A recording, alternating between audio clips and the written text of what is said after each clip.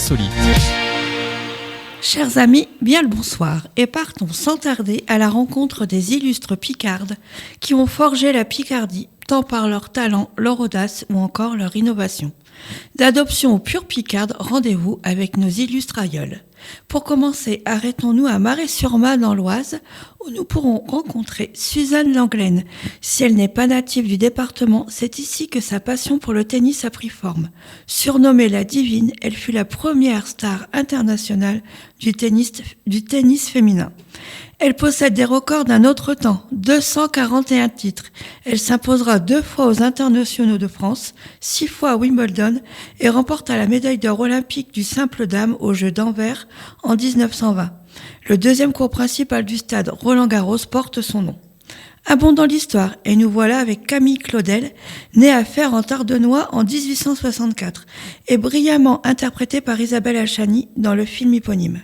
Sculptrice émérite, son art s'apparente à l'art nouveau. Elle fit ses armes auprès de Rodin, sœur du non moins célèbre poète Paul. Son internement psychiatrique lui a valu une reconnaissance à titre posthume. Contemporaine et tout aussi torturée, je vous présente ma favorite, Séraphine de Senlis, artiste peintre qui a elle aussi connu les affres de l'internement psychiatrique. Et tout comme Camille Claudel, son œuvre ne sera reconnue que bien après sa mort en 1942. Et si je vous dis, la mode se démode, le style jamais. Eh oui, c'est bien la célébrissime Gabrielle, dite Coco, qui passait quelque temps au domaine de Royal-Lieu à Compiègne. Moins connue, mais méritant tout de même que l'on parle d'elle. Au Moyen-Âge, rendons hommage à Jeanne Arvilliers, dite la sorcière de Verberie, née en 1528 et morte sur le bûcher en 1578.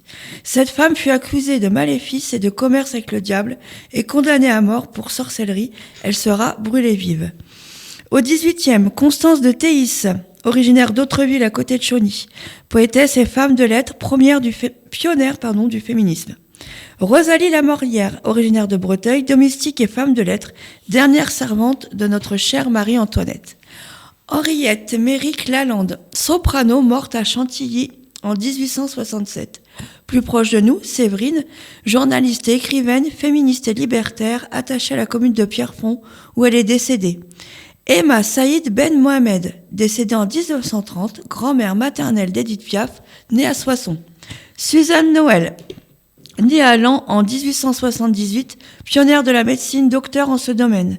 Adrienne Boulan, pionnière de l'aviation, célèbre pour avoir été la première femme à effectuer la traversée par avion de la cordillère des Andes, fut formée au Crotoy. Alors, elles n'ont pas toutes marqué la grande histoire, mais elles y ont participé à leur façon. Et pour finir, chers auditeurs et surtout chères auditrices, je veux rendre hommage à toutes celles qui n'entreront jamais dans la grande histoire, mais qui écriront l'histoire de leur famille. Je rends hommage aux grand-mères, aux arrière-grand-mères, aux mamans solo, aux mamans poules, aux combattantes de tous les jours. À celles qui se saignent pour que leur famille soit dans le bien-être dont elles rêvent pour eux, qui œuvrent pour leurs aïeux et leur descendance. Bref, mesdames, je vous rends hommage. Merci pour tout ce que vous apportez. Et particulièrement à celles qui m'ont faite, mes grand-mères et ma maman, et enfin ma fille Charline qui sera ma mémoire, je l'espère, le temps venu. Bonne soirée à tous et à très vite pour une nouvelle balade picarde.